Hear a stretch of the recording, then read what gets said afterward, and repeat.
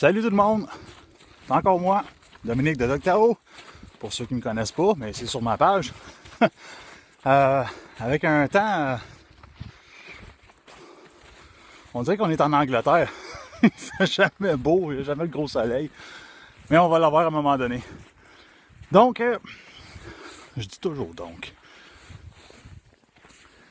Tu sais, je dis toujours, il y a beaucoup de monde qui dit ça, attachez ses chiens.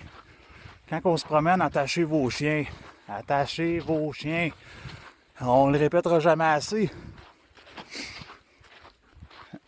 Le sans laisse, je comprends qu'on n'aime pas ça tenir un chien. Je comprends qu'on veut laisser la liberté.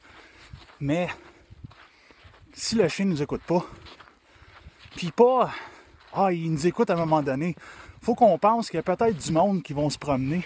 Oups, parlant de là, je viens d'échapper. Il y a d'autres mondes avec d'autres chiens. Il y a peut-être des chiens qui n'aiment pas vos chiens. Il y a peut-être des chiens qui ne se font pas respecter par les chiens qui sont trop intenses dans leur bulle. Donc, la chose que je vais toujours dire, si éventuellement vous voulez un sans-laisse, ça prend du travail.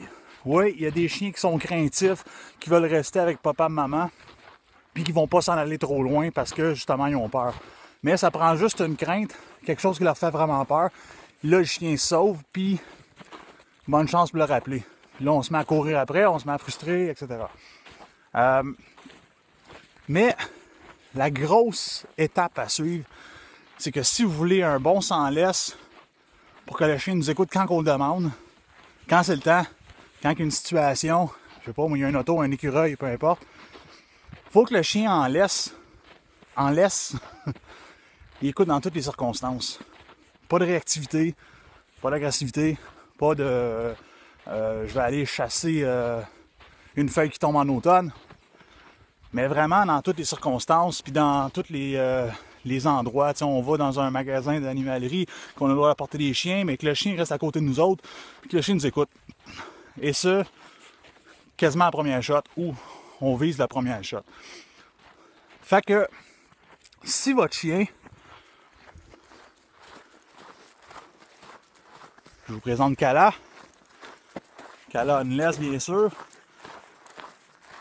Pensez toujours que la laisse, c'est un moyen de communication, c'est sûr. Mais si jamais on laisse tomber la laisse, est-ce que le chien s'en va? Est-ce que le chien reste à nos côtés? Donc si je dis à Kala, Kala, let's go!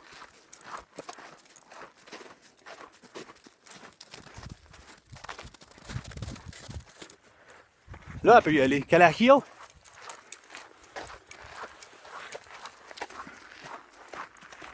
C'est du travail.